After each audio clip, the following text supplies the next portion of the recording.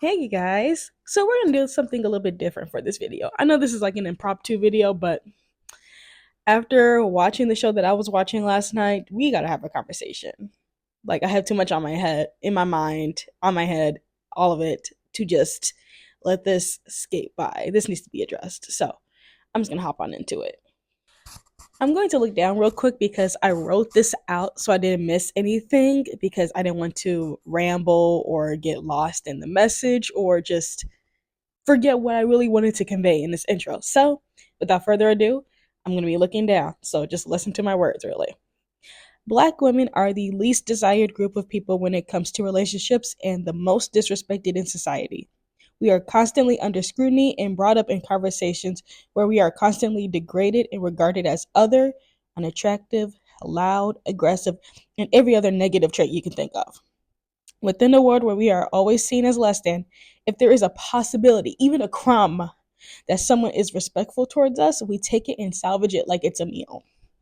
This leads to this very specific and completely different video than my usual content. To put it out there. What brought this up, you may ask? None other than Married at First Sight. And for those that who do not know, I'm I don't know if I say I'm happy you don't know because I feel like it's a very important show to see how even as grown as you are, as grown as these people are, they need extensive therapy. I feel like this is a show where everyone needs to at least consume at some point in their life. I'm not saying you gotta watch every single season because there's 18 seasons, but something, some type of aspect of the show, I feel like everyone should have seen. Anyway, to the point, what is Married at First Sight? Married at First Sight is a social experiment show on Lifetime where couples meet each other at the altar, and in that moment, they decide, hey, this person looks attractive enough, or maybe I'm interested. Let's go ahead and get married and then get to know somebody while being married to them. At the end of like 2, 3 months, something like that, they decide if they want to stay married or get a divorced. Or get a divorce. Well, I don't say divorced. Get a divorce.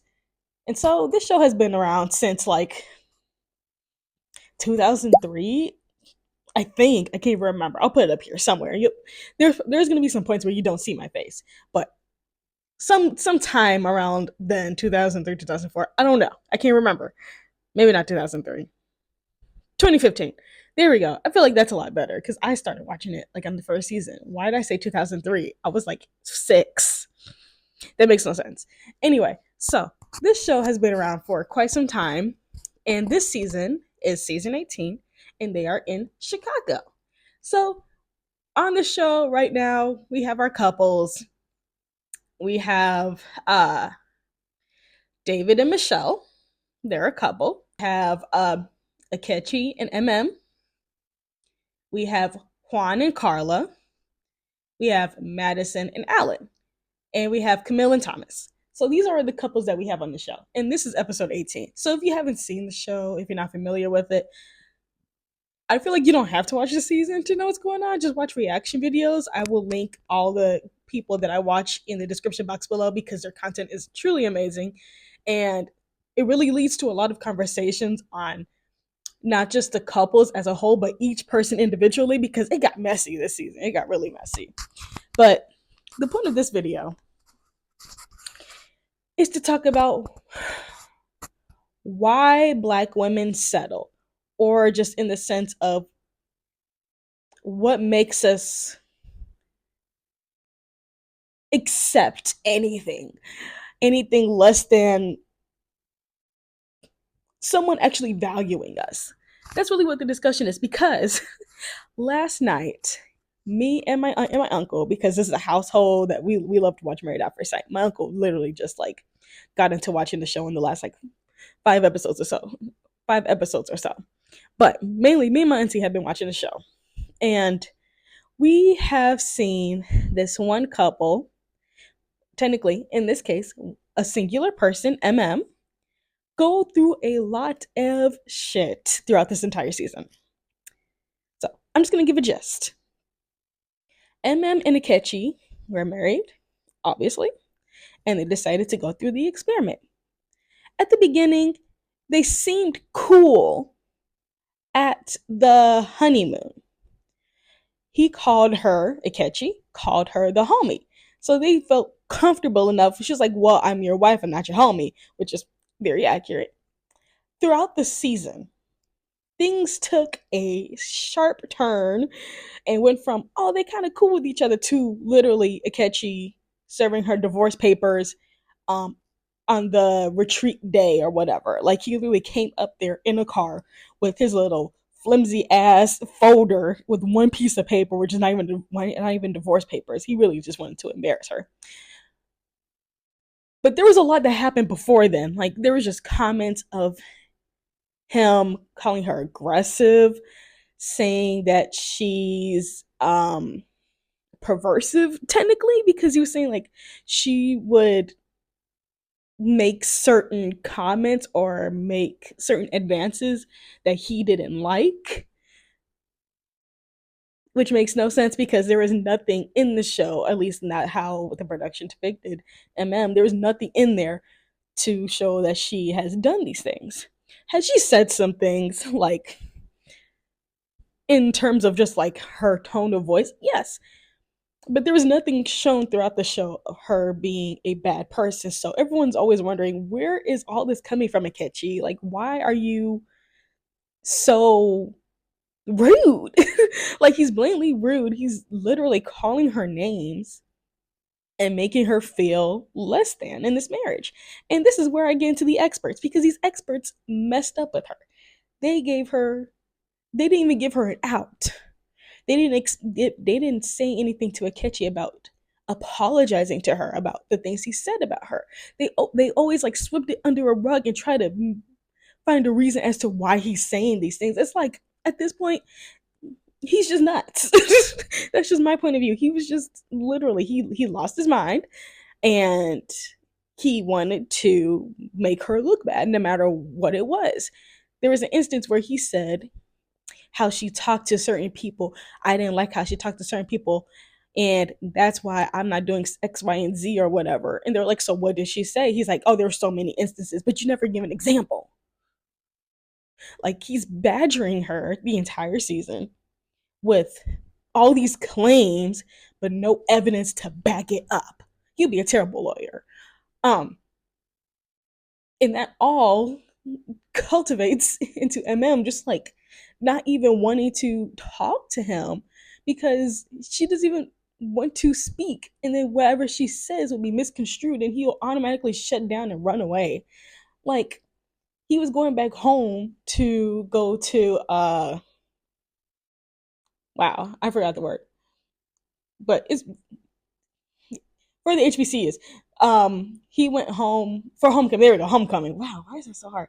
He went home for homecoming, and he said that he was going to contact her, and she said cool, and she said no. They finally had come to a conclusion that they were going to step back. She was not going to like talk to him or nothing, badger him, whatever that means.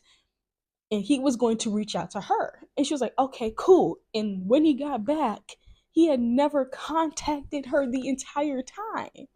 And then while he was there, he told the experts when he was there, he was looking to get away from her and get like a break, so he wasn't going to contact her. Then why did you tell her you're going to contact her when really you didn't want to? It makes no sense. This man is a walking, talking child, and it's so irritating. And this, you're probably thinking, what does this have to do with black women settling? Emem never stood up for herself the entire time, which I understand if it's hard to do because you have the experts who are not supporting you. Um, and when you do try to speak up, you're called spicy by another black woman who was an expert. There was like no way for her to stand her ground or get support that she needed because clearly they just left her hanging out to dry, which pretty much ties into what a lot of people think of black women, that we can handle everything, that we're strong-willed, we're built different when we're really not. Think that we can handle different situations or different experiences when in reality we're just like everybody else who just need someone to hold our hand or say like, I'm so sorry this happened to you, because they had so much empathy, they had so much to talk about for Alan in his situation, but y'all don't back up MM. It makes no sense. You guys literally have let this woman fall through the cracks because of her crappy marriage. Now, we're on to episode 18. Fast forwarding to right now. They finally had the divorce. But now, in in episode 18, she is now engaged to some man named Brandon. Now, this is where things just started to piss me all the way off. Because this woman right here, as much as I like MM, this started to piss me off. Because why are you literally going from your divorce is not even finalized, really, to be quite honest, because the ink is still fresh. It's not completely finalized. You're engaged to another man who is going through a divorce, which I get both of you guys are going through a divorce, that's different. But he's sleeping on his sister's couch. He's sleeping on his sister's couch and he has two kids, 11 and what was it, 11 and 8 or something like that. He got two kids. And he's sleeping on his sister's couch and immediately you get engaged to him. You don't even know this man. You say you known him when you were a child, but you were a child. You're grown now. You don't know this man. You don't. And that's what comes to the point of women settling. And that's especially black women settling. And that's what pisses me off because it's like as soon as we get some type of validation, as soon as we get some type of hint, not even like truly someone being like, I think you're beautiful and I'd love to like get to know you. Someone could literally just like your post or something like that. Or someone literally any race. I've seen it on Instagram. We've all seen it on Instagram. Where it could be like your resident white boy that says like, oh my God, I love black women. They just something about them. And then all of a sudden all the black women in the comments are like, oh my God, yes, hype us up. It's like as soon as we get a crumb, we think that's literally it. Like literally, we can get like a piece of bread and we try to imagine that being like a 5-course meal when it's literally just a breadcrumb. It's not enough. And we're taking bits and pieces and accepting it and thinking it of as more than what it actually is. Because really, what it is nothing. It's the bare minimum. But because of how society and how the world treats and views black women, we take that grain of salt and we make like a whole freaking meal out of it. And that's what we shouldn't do. And it's so frustrating that MM was literally pushing herself into the arms of another man. Like, girl, I get she said that she wanted to get back out there. That's great. But don't just hop into something right away. And first of all, when you don't even know this man, if you wanted to date him, fine. No one would care. But you went from going through a divorce with Icky, as we call him, to getting engaged to somebody else within a span of like what 6 months, babe. No. And that's what prompted me to come on here because I don't. It's so frustrating and tiring, and it just makes you.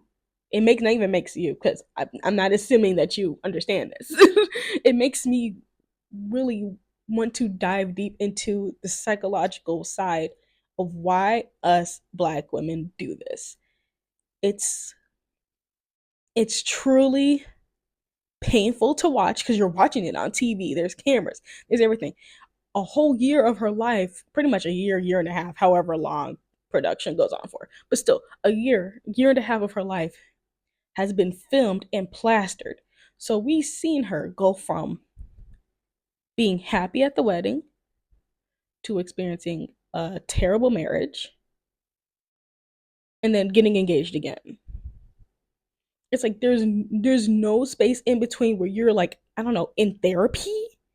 Because she also gave him a list.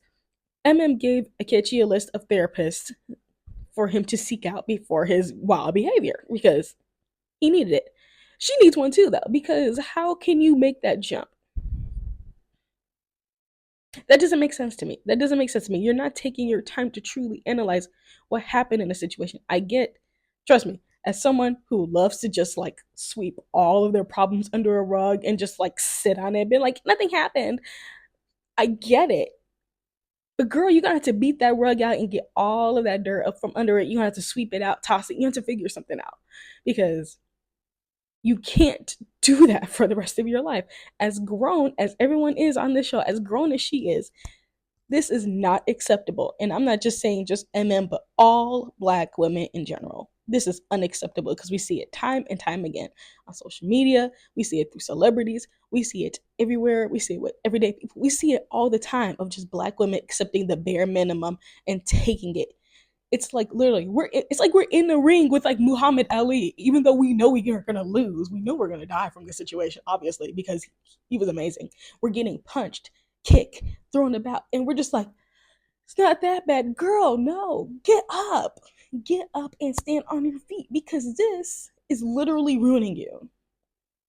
Like, it's ruining your self-esteem, it's ruining your self-worth, it's ruining you even physically. Like maybe you're not sleeping as much, maybe you're sleeping too much, maybe you're not eating enough, you're not taking care of yourself. There's a lot to it, and it's so freaking frustrating. And that's just literally like the beginning of it that I wanted to just quickly add in here. But we're gonna jump into some other stuff too, and just like how do we move on from this, and like a conclusion. This was just like a really long beginning of women settling and where this whole, not even question, because this is something that has been talked about several times of like why women settle, but why Black women settle. That's something that I feel like, I don't know if there's any like been any research done, but I'm gonna look it up myself. I'm gonna see if there's any been like any actual research articles, like, part of like uh I don't know, like news art, like any, not even news articles, but like any articles, any actual research done of Black women and mental health tied to relationships and expectations. I wonder. I'm gonna do that research on my own because something's a mess, and it always correlates to a whole lot of things. Um, Growing up, it could be like relationships with parents, fathers, treated in school, relationships. It all leads to something. But I'm going to shut up and we're going to go backwards. All right, now we're backwards. And by going backwards, I mean going back to an article that I wrote actually over on my Substack. I'm just going to put the picture up here. And I really talked about the movie Waiting to Exhale because I finally watched it, because now I'm in my grown age where it is appropriate for me to watch. And the whole situation of settling for crappy relationships, crappy men, and accepting not even breadcrumbs, you're accepting literally the smell of bread, but you're not given anything at all. Because that's really what it is.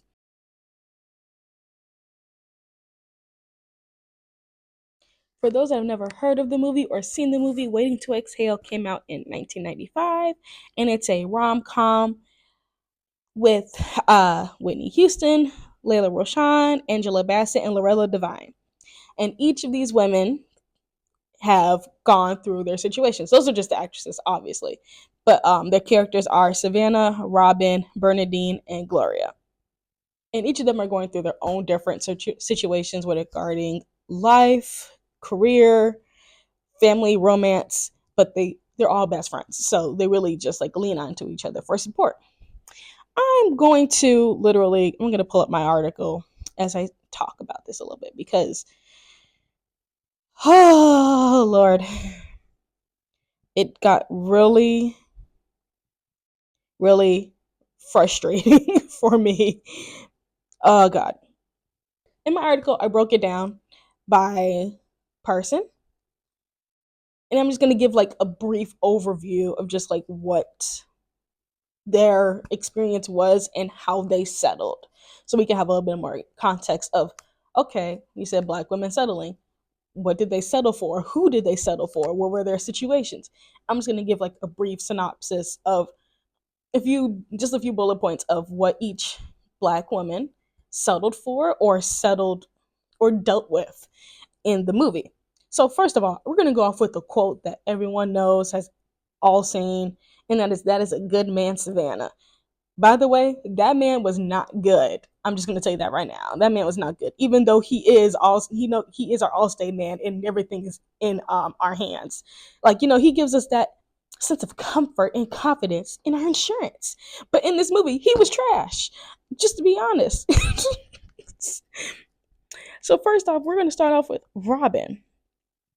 So Robin has dealt with a lot of men and has had intimacy with quite a few men.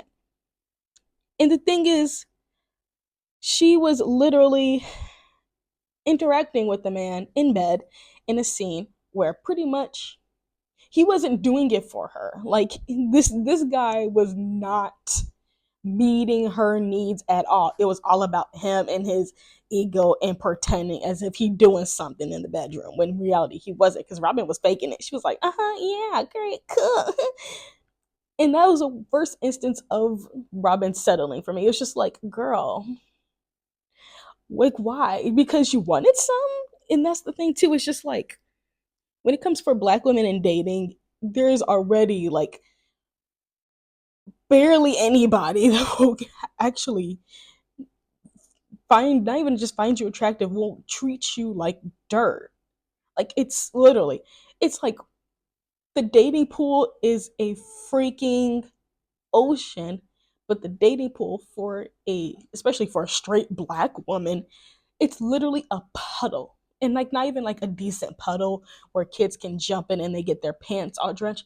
It's really like a puddle that's like in the corner by the sidewalk. Like this big. Like, that's the dating pool for a straight white woman. It's ridiculous.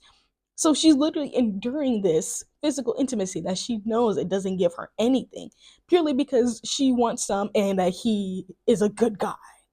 But he's not a good guy. Because after that, they get to work and she just makes a comment because she's like in charge of something. I don't know what her job is. But girl, she must be making a lot of money because she was like, and she was ahead of him. Like, she was a boss of him. Like, okay, girl. But she literally just made like a comment about something that was like very important, I guess, and needed to be done, or maybe um just some like constructive criticism, and he took that like left, like completely the opposite way, like misconstrued it and everything, and then had a whole attitude. And then we don't know like what happened to them like in between the situation, in between their like relationship or whatever. Maybe they hooked up somewhere, maybe they didn't. It didn't give us all that information. But then the next time we see him, he's with someone else, and he's like giving her the stank eye at work too, being like, like, that man was not a good man at all. Clearly, it's just like, if you can't even say something to him, he has an issue. He's a child. She settled for less of her physical intimacy to make him feel better, when in reality, he's still a terrible guy. She thought he was a good guy, so she was going to give him some. Clearly, he didn't deserve it anyway because he's not a good guy. He's not. That man was trash. So that's just one aspect of settling that I noticed in Robin. Like, just, well, Robin did settle quite a bit. If I was making sure I had them down correctly, because I couldn't remember what was happening with who. I had to try to like figure it out. But then she ended up settling for another man, a married man, and she knew he was married. Baby, when I say the dating pool is nothing, the dating pool is nothing. And in that dating pool is also married men. Because apparently married black men specifically, because that's who was in this movie. So I'm not gonna say just like any married man. I'm gonna say married black men, especially depicted in this movie, are absolute trash in this movie because they are not satisfied or have such an ego trip to feel like they need more, or that they should want more, or that they deserve more, when they literally have manipulated someone into believing that they were good enough to get married to. Oh, child. So she settled with him and knew that he was married, and she allowed it. She allowed herself to be in that situation because she loved him or whatever. I don't care. Like, this man was not changing. Like, he was not going to like He was not going to change. He was saying that he was going to leave his woman. He's not going to leave his woman. And just like she believed it. And that's the thing. I feel like a lot of it is that, especially when it comes to Robin as a character and some black women. I'm not saying all, because a lot of us are amazing and we're doing our therapy and we're figuring our shit out and trying to be a better version of ourselves. But there are some of us black women who will literally take what a man says and run with it. I'm gonna leave her for you. Like, or like, oh my God, you're the only one. You're not. And we play into it. We believe it because we want to latch onto somebody because there's no one left. Or that's what we think. Like that there's no one left, that this is as good as it's gonna get. And so we literally settle for that because it's all that we think that we're capable of getting. We accept the love that we think we deserve. And that's what Robin was doing. She thought she deserved less than a completely single man, like someone with a good heart, a good physical intimacy, and just like good morals. She thought she didn't deserve that. So she settled for someone who was married. So terrible morals, good in bed though. It's like it's creating a pro con list and trying to weigh it out as much and be like, well, he's kind of bad here, but this is pretty good to me. And it's like we're not valuing certain things at the same level. It's like we're putting so much emphasis on a certain aspect in that we're putting it up higher, making it way more to justify all of the obvious negative things about somebody that are clearly more important than being good in bed. Anyway, child, moving on. We get to Savannah. And that's where we get our quote. He is a good man, Savannah. Because her mama, because I'm gonna I'm just gonna hop right into that part. Her mom is literally supporting infidelity. And we don't get any background of her mom's relationship to Savannah's father. If he was alive, if he was dead, we don't know. We don't know if they got divorced. We don't know nothing. We just know that literally her mom was like, you should go with him. He's going through a rough time. Like his marriage is not good. That doesn't justify cheating. I don't care if your marriage isn't good. Get a divorce. Get a divorce first. Handle your ish on your own, and then when you're finally capable of being, I don't know, a decent person, then you can go out finding love. But yet her own mother is literally allowing for her to continue to believe that she should settle for less, which also plays into the fact that this is something that crosses generations. So much, because there was this always, this is probably getting sidetracked, but we know the song Papa Was a Rolling Stone. Wherever he laid his hat was his home. So he had women everywhere. There are men who had women everywhere who had different wives or even just girlfriends or anything. And women have allowed themselves to be in these situations because they think that's all that they can get is that man. And this man has 17 other women and like 5 other kids with each woman, and you allow yourself to become part of it. You think that's as good as it's gonna get. Why? So many factors. Like I said, self-esteem, self-worth, generational trauma or whatever, because that's essentially what Savannah was dealing with, is generational trauma, generational low expectations, low self-esteem. It crossed generations. Because as someone with a psychology degree and someone with a lot of interest in psychology who absolutely loves it, sometimes our mental health issues can transfer through generations. Like you could have a great grandmother who was who should have been diagnosed with depression, but they didn't know, or necessarily they didn't diagnose her because black women are strong or whatever. And that can be passed down generations. And you're like, why do I feel like this? You're like, I have a good life, but something's not. I don't feel it. Like I don't feel like I'm good, or like something about it. Some of the symptoms related to depression could be tied, and it could literally just stem from genetics. Like, it's completely possible. And that's what's so mind-boggling, because it feels like for Savannah, it's kind of like that in a sense. Like, it could have been passed down from her mother genetically, but also socially. Maybe her mom settled for a terrible relationship. Maybe she did get somebody who, maybe Savannah's dad was somebody else's husband or something like that, and her mom settled for him and then had Savannah with him, but she became uh compliant with his terrible, with his behavior and his terrible morals or whatever.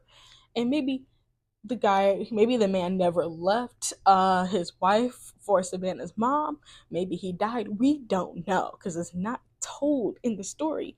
But whatever it is, Savannah's mom holds on to that. So then when she passes it on to Savannah, pretty much of being like, you got to do whatever you got to do to keep a man. No, no, girl.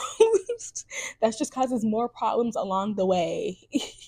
And then you're literally just continuing the cycle of settling in depression and low self-esteem and low self-worth, not even low self-worth, no self-worth for generations. You're literally holding back your family line, your lineage, your from succeeding in being healthy and being physically healthy. Because if you have like low self-worth, if you have terrible mental health, if you have terrible, yeah, pretty much, if you have low mental health, you're gonna have low physical health too as well, because everything's correlated, mind, body, and soul. It's all one. You're literally, if you don't feel like you're worth of a good relationship or being with good people, you are physically going to go through certain, you're gonna feel it physically too as well. It could really be from getting STDs from having unprotected sex. It could be literally sleepless nights, oversleeping, eating, not eating, physical fights. Someone might actually jump you for sleeping with a man. You don't know. Everything is so tied together, and I feel like that's what Savannah's mom was doing. She was passing it on, and if Savannah was not going to stop it, it was going to continue for the rest of her life and throughout generations if she ever had kids. Because, girl, someone has to stop it. Someone has to break the cycle of settling and the cycle of depression. It's really what it ties down to, at least from how my perspective is, that it really ties to a lot of depression, some anxiety. I can't say like literally being diagnosed with an anxiety disorder, but like tied to anxiety at least, because it's the unknown that really rattles them, really rattles her, and really rattles Black women of, am I gonna ever find someone who's good enough? Like, am I gonna find somebody? Am I gonna be single forever? Am I gonna be able to have kids? Oh my God, what if I can't have kids? What about this? What about that? It leads to a lot of anxiety. So there's a lot writing on it. Then we get to Bernadine. Well, first of all, Bernadine, at the beginning, I believe she settled in a way, because Bernadine is a rich, beautiful Black woman. Her husband is something, I don't know, but they got money. They got a nice big ass house. That's when we get the beautiful scene of Angela Bassett with the car on fire behind her. When I saw that, I was just like, Angela Bassett is already gorgeous, but seeing that scene in general, I was just like, I if I was like 20 something back then, that would have been my gay awakening right there. Like, on point. That would have been something I would have been like, you know what? Maybe women just do it better for me.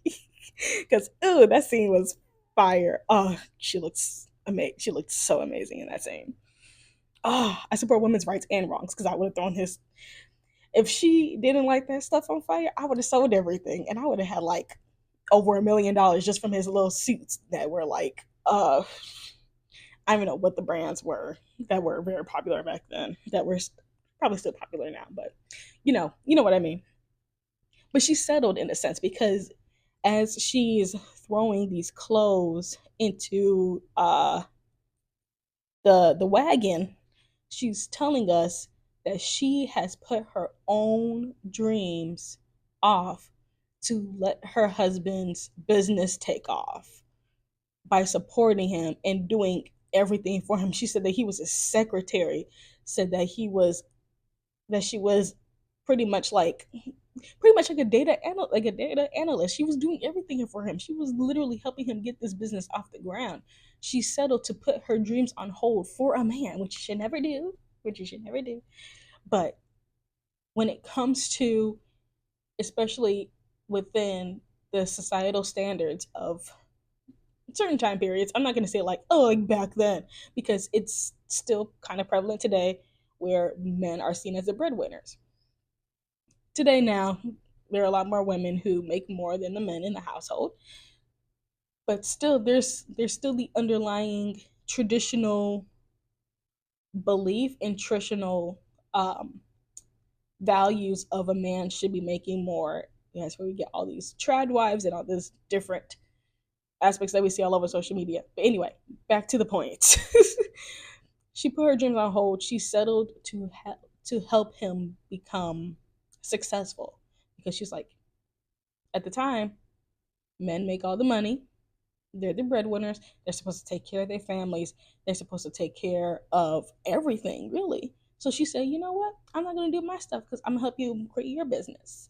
So she settled putting off her dreams to make his dreams a reality, and even gave him children, which I don't know. I don't remember if she said that she wanted children per se, or maybe she wanted to wait, but then, we need to the, things happen, especially if you do it with unprotected, especially if you do it unprotected. So I'm not sure if she really wanted kids or if she wanted to wait. But still, everything that she wanted to do was put off to the side. But she stepped into that world as a mother and a wife with no issues. She was just like, you know what? This is my role. This is what I'm going to do. This is what I'm supposed to do. So I'm going to figure it out and do it, which is another aspect of being a Black woman, where it's just like, we do what we're supposed to do. We do what we have to do. We don't get a chance to think about our needs and our wants because now we have other responsibilities. We have responsibilities besides caring for ourselves. And that's why I say, if you don't have to have kids, don't have kids. Because it could literally just completely change the trajectory of your life. And that's what happened to Bernadine. And now, with her husband leaving her for a white woman, she's losing everything, all because he thinks he's successful. He thinks he's better than her. He thinks that he can do better. We don't know how long he been having this affair, because it sounds like Bernadine knew that he was sleeping with his secretary for some time. It could have been years, months.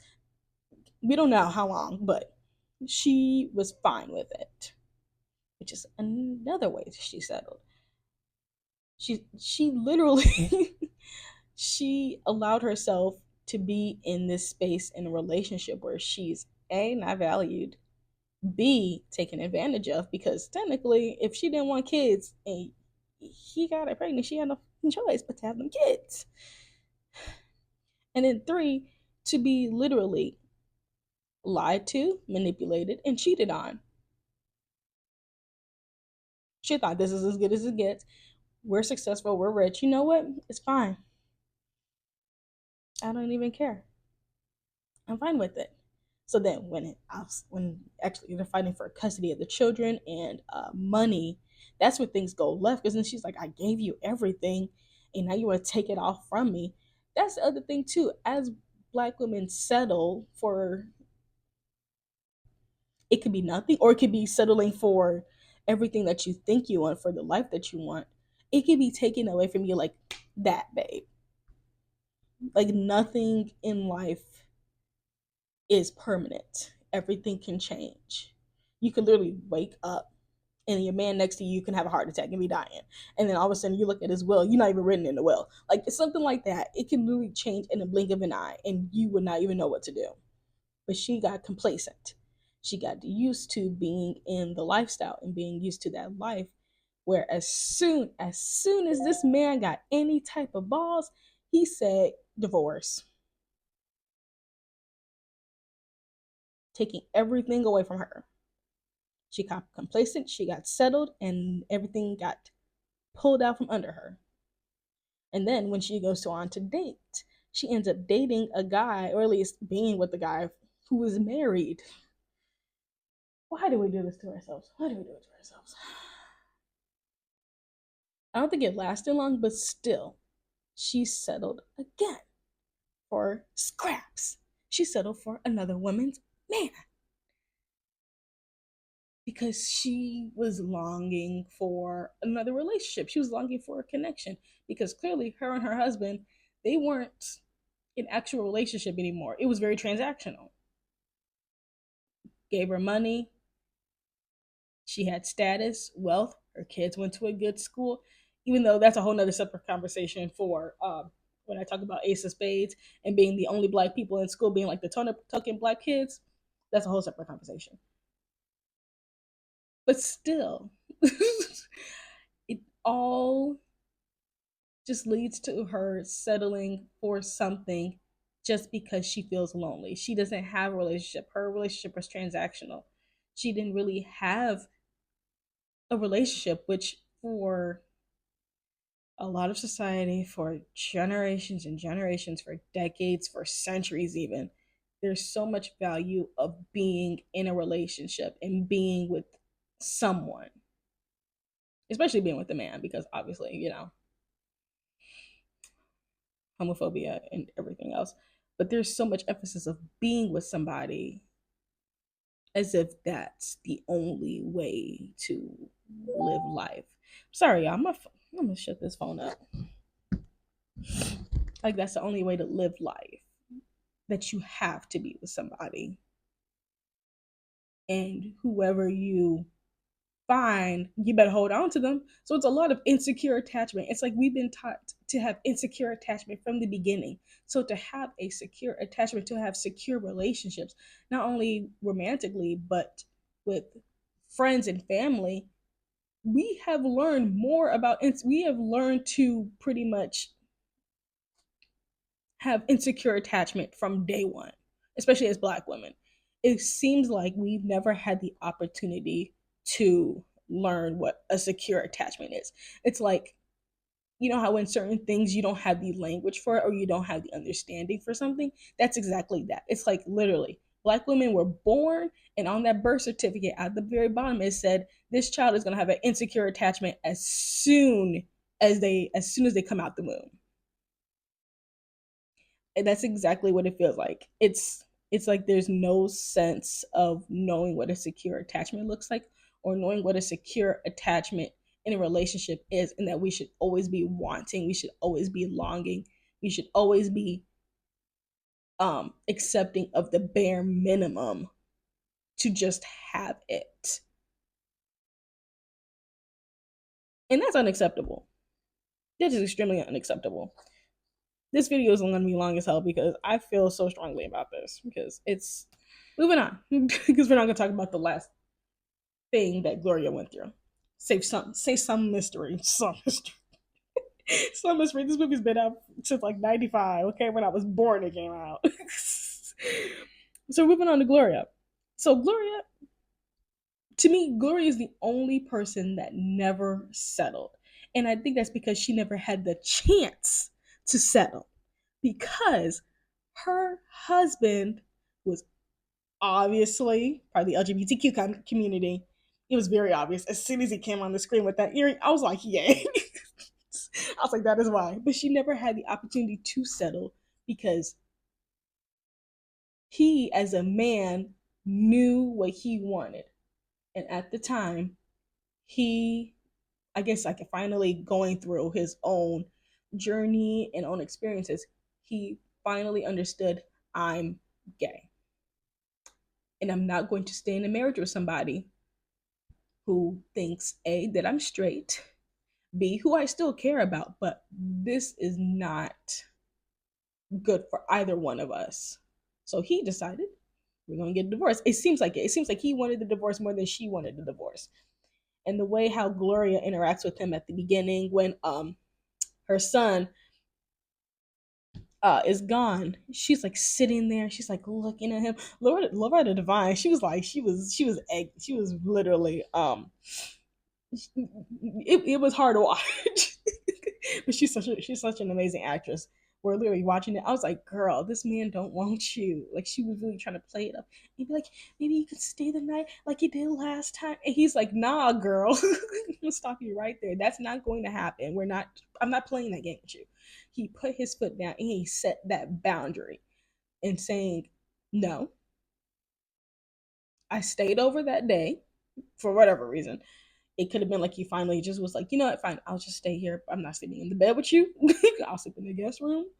But he was a man that was able to put down boundaries. And it took her some time to truly understand what he was really conveying to her. But he did not give her the chance to live in La La Land. He did not give her the chance to settle and be in a marriage with the gay man. He said, "Nah, girl, this is done. We're done. We cool. I still appreciate you. I care about you. We have a son, and we're gonna work on how to raise him. Like we're gonna communicate. We're gonna still be cool, but this ain't gonna happen." He was very communicative about that. And then when he finally was just like, and he's like, I learned that I'm not gay, I'm bi, but that still doesn't mean I want you. Like he put that, he was very, very, I wouldn't say bold, and he wasn't disrespectful, but he was just very aware of everything. He knew that she was trying to, cozy up to him and try to make it work. He was like, nah, girl, this is not happening. This is not happening. He's like, I care about you, I do, but this is not going to happen. If there is anything, if it doesn't pretty much, if it doesn't have to do with our son, we're not going to be in a private space like this anymore. Mm-mm. Because as soon as he got there and he realized that his son was not there, he was ready to dip. He said, I came for my son. I didn't come here to chit chat with you, flirt with you. He's like, I'm not doing that. Now, that is a man that we should, that is a man that is literally a man. Like, literally, he knew how to set his boundaries, and he knew if he was in a if he was in a situation that he felt uncomfortable, he was about to dead. He was like, this is not gonna work. So she didn't. So Gloria didn't get the chance to settle because he didn't allow her to. He put that boundary up. Did it take her some time to cope? Because we don't know how long they had been divorced. Did it take her a while to cope with um, the changes in her life? Sure, absolutely. And now her son going to Italy for school. That's another huge adjustment because it's just her and her son. But she didn't get the chance to settle at all. It seemed like she had a lot more time to think. She had a lot more time to process what was going on. That doesn't necessarily mean that she actually did it, but she had the time and the opportunity to do it. And with the neighbor moving over, he was able to help her speed up the process to show her pretty much, your son is grown. Your son is grown, girl. He's gonna have to leave. Because she was very much just afraid of being alone. And he was pretty much telling her, you're not alone. Your son's grown. Let him go.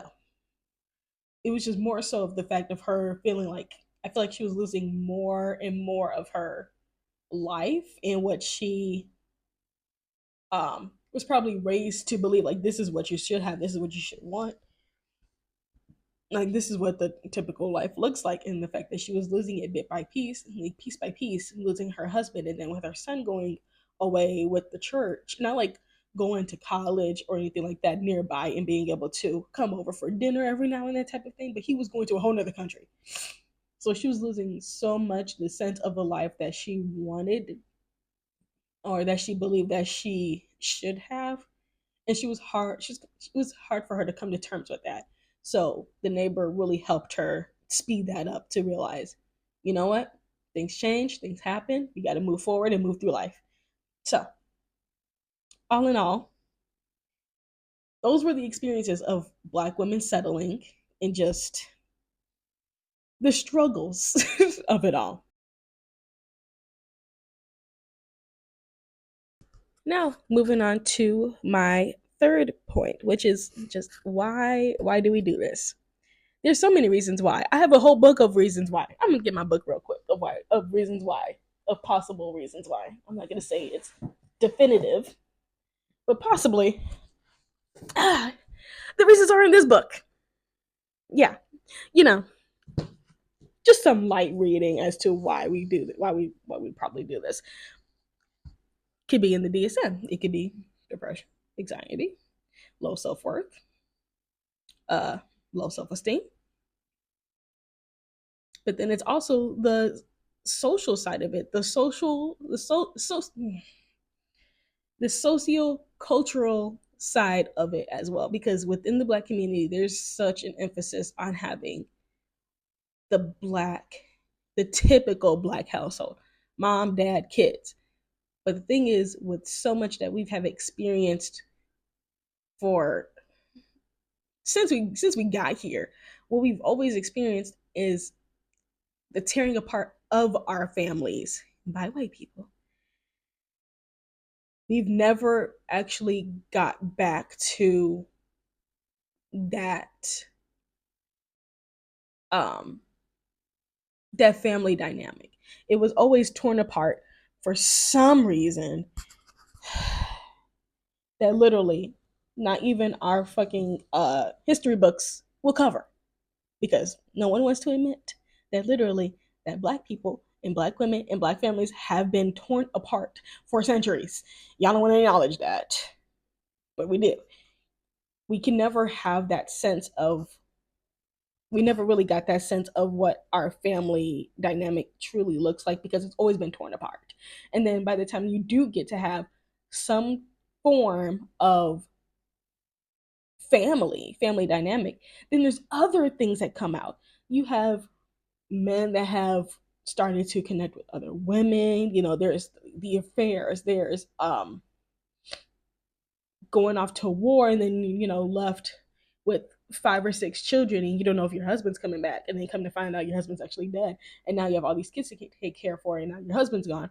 There's so much that we've have experienced as black people in the family dynamic that it has been torn to shreds of what a black family actually looks like, and what a not even a black family, a healthy black family looks like. We don't have the household that a lot of people in other ethnicities, other races, and other cultures have. They have their parents in a house, they have their kids in a house, they have their grandkids in a house. They can have multiple generations in a house and get along. We have never had that. We never had that. Can't say we haven't had that experience, because we had the experience, but we haven't had the positive associations to it to have healthy family relationships. So then when it comes to creating a family or being able to have a family, we're accepting literally the bare minimum just to have the image of a healthy black family, when we really don't. We're playing into what we think we should have and what society puts as the typical family, which is a mom and a dad, 2 kids, a white picket fence, and a dog.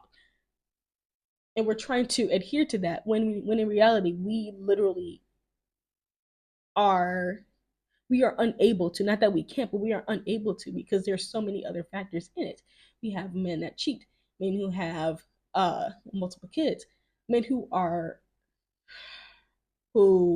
look down at us, who disparage us, who call us all different negative names. Being called a B word, being called aggressive, tying back to Married at First Sight, being called aggressive, being called rude, being called all these different things, and we're just going to take it because it's like, well, what else is there left? And then when you do find someone who is loving, accepting, kind, and gentle, it's very rare, especially coming from a black man. Because in the black community, we don't have that. So as black women, it's like we don't, we feel as if we don't have the ability to have the life that we deserve. Like we don't have the ability to find the right people. And that's the thing too, where it comes into play of like why we do this is because we need therapy, babe. We need therapy, and we need to become therapists as well, which is a whole nother separate conversation. But we need therapy.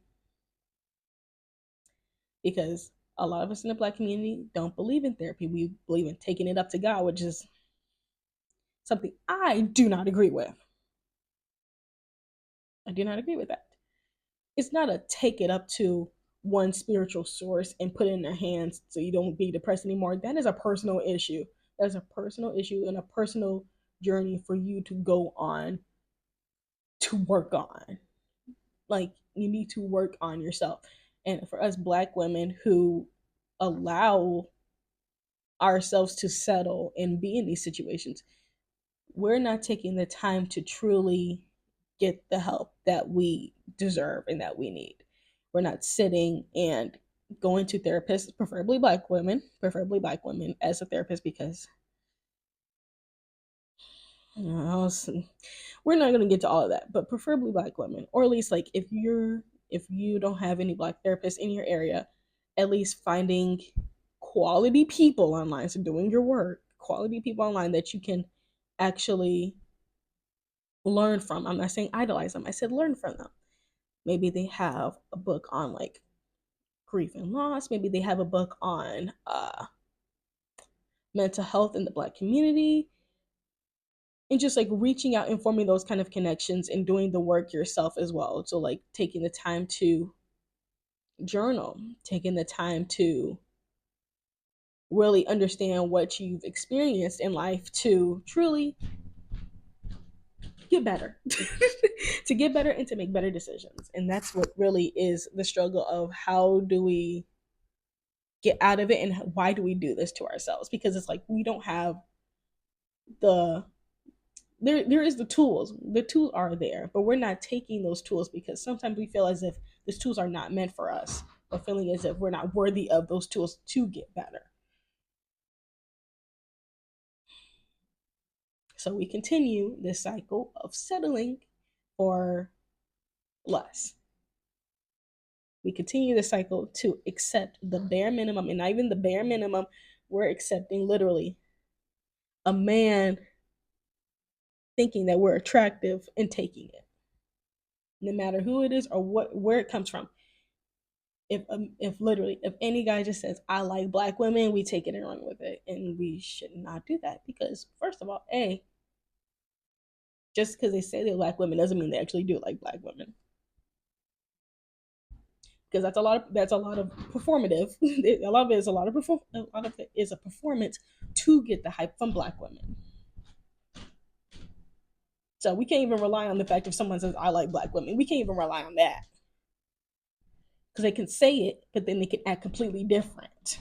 Like they can say it online and say like, "Oh, I love me some black women. I love how helpful and nurturing they are." But then when you meet that person in reality, or you see other content, because the internet is forever and all your stuff comes to light all the time, and you will see that maybe they called maybe they said like Solange was not even Solange, but just like calling someone, it could be a celebrity, it could be anybody, they could be literally calling them out their names over nothing and calling them like a dusty old, anything like that over nothing on social media. And it's a black woman they're talking about. So then it's like, do you even like black women? So there's really nothing to tie it to, like, truly knowing if someone actually likes you or value you. And that's why we do this, because it's so hard to just find someone who actually does.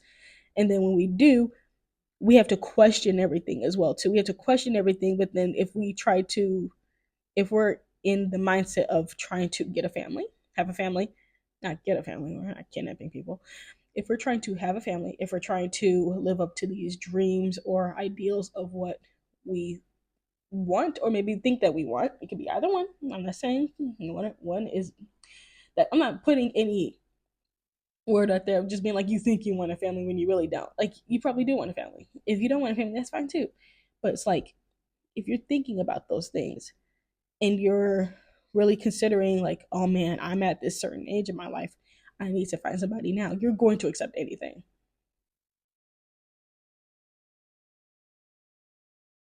Especially if you are unhealed yourself. Just saying.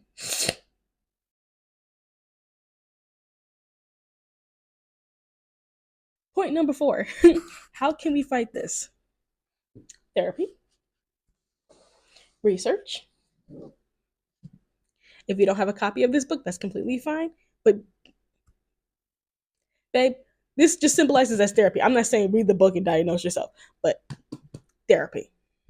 Therapy, getting to know yourself, understanding your trauma, um, talking to other Black women who have experienced similar things as you, especially within your age too, because that could be a huge component as well, or even women who are older than you. So if you're younger and you're having a lot of these thoughts and struggles with finding quality men, maybe talking to like a woman in her 50s who has been through it, has healed through it, and has had and now has like a current healthy relationship, at least that you know of, because everyone lies.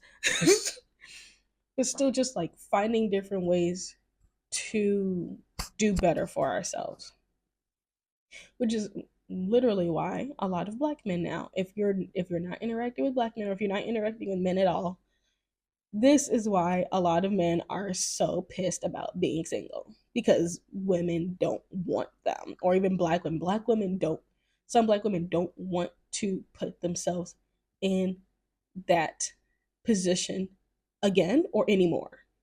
Or those that are still actively doing it, they don't know how to not do it. They don't feel the confidence to pull themselves out of it. They have low self worth. They have low confidence, low everything, needing therapy. I can say this because I need therapy.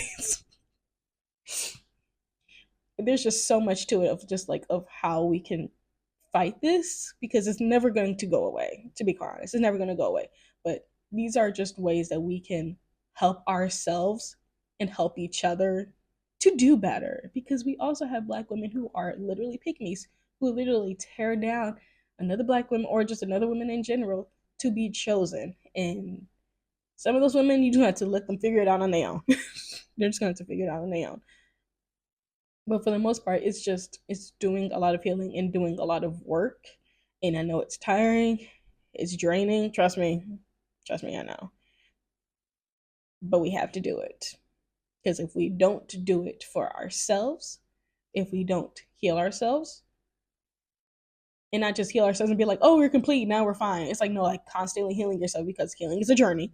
If we're not constantly healing ourselves, or we're not constantly trying to better ourselves than the version we were like 6 months ago, or even just like a day ago, if you're not working to better yourself, you're going to fall back. You're going to fall into old habits, and you're going to succumb to a life that you never wanted,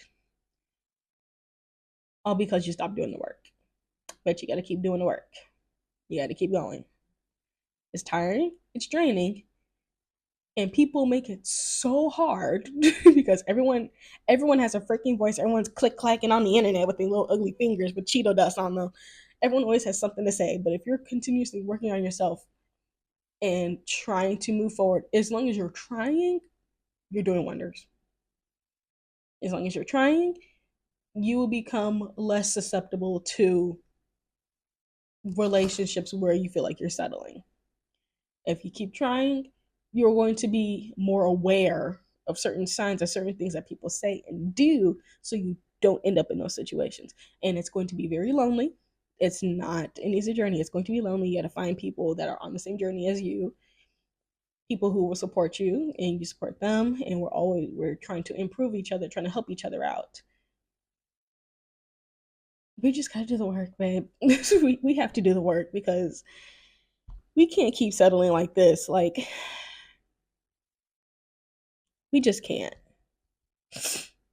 We need to use our discernment and knowing and getting to know ourselves even more, to know what our gut is, because I feel like not everybody has that gut reaction. Not everybody has the intuitive feeling of knowing if something's not right for you, because if you haven't had a negative experience and didn't learn from it, you're not going to learn. Your gut's not growing. Your gut has to grow. And so as you get older and go through certain experiences, you learn this is what I was supposed to avoid the entire time. This is what I was supposed to avoid the entire time. It could literally just be something as small as a man following certain women on social media, liking them, and then or commenting on them, and like really like reposting that kind of stuff. And if you say something and immediately they get defensive, you know you need to leave. But that takes time to learn, because girl, there's going to be trifling men wherever you go, trifling men and some trifling women too as well, especially if you're part of the LGBTQIA plus community. There's going to be trifling people everywhere. We have to learn how to grow. We have to learn, and we have to grow our gut to listen to it.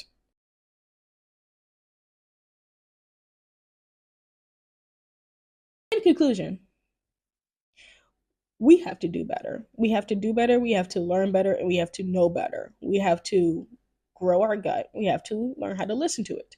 We have to, it's a lot of things that we have to do, but it's a lot of things that other people need to be aware of that we're learning. Like, I'm not saying like us being ninjas and like learning all these different things and combating of it, like sliding through all this stuff and no one knows what's going on or like what we're doing. But as we're learning to become more aware of certain people's behaviors, especially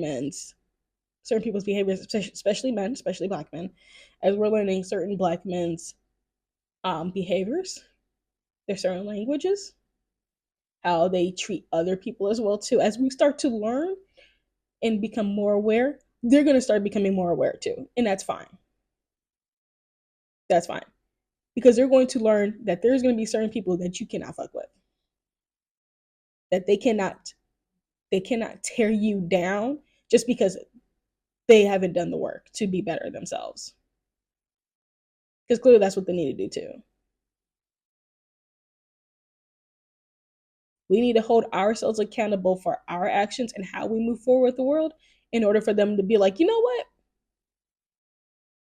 Maybe it's me. Because sometimes it gets to a point where some men, some women, it may not happen all the time, but sometimes literally it'll get to the point where you will literally close the door, and on the side of the door when they're looking at it is a mirror, and they have no choice but to look at themselves. And if they decide to move forward and do better, that's great for them. But if they don't, they're gonna be staring at that mirror for a long time, babe. Don't ever open up that door. And if someone else opens up a door for them, let them deal with that, and let them figure it out. Because everyone's got to learn. Everyone's got to learn at some point. It's going to be harsh.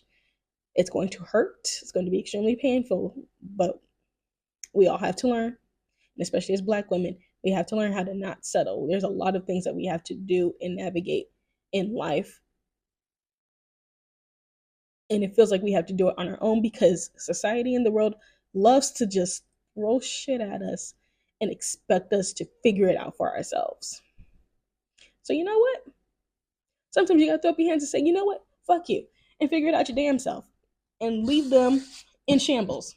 Leave them to pick up the pieces of them damn selves. Because men like Ikechi, men like all the men in Waiting to Exhale,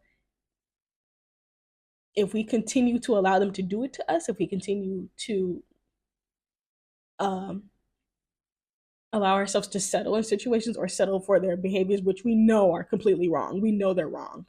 But if we're going to continue to settle for it, they're going to continue to do it. They're going to think it's okay. They think it's okay to treat you like that. They're going to think it's okay to put you in situations or take things from you, because you're like, well, you let me do it. A lot of it is you let me do it. And that's not right on both parts. It's not right on both parts. I'm not saying that it's completely our job to do everything, but we gotta put up something, babe. We gotta put up something. We gotta tear something down, something, to keep it from coming back. Which, bringing all the way back, I'm bringing it all the way back to the beginning with Married at First Sight. It gets to the point where you put your foot down and you leave it down and you leave it. You don't go back to revisit it. You don't go back to argue. You leave it. Because that's one thing that I believe that Emem really struggled with in this episode. Not even this episode, but the episode before.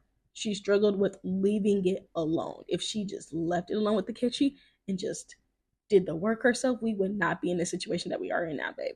We would not be engaged to another man, and a man who lives on his sister's couch. Mm. It's like once you leave it, leave it. Do not return to anything that is less than that. Like I get it. He makes you feel great. He makes you feel loved. He makes you feel seen. But he's living on his sister's couch, and he's got 2 kids, and he's going through a divorce. And now he's like, "I'm gonna propose to you." He says when he falls in love, he falls hard.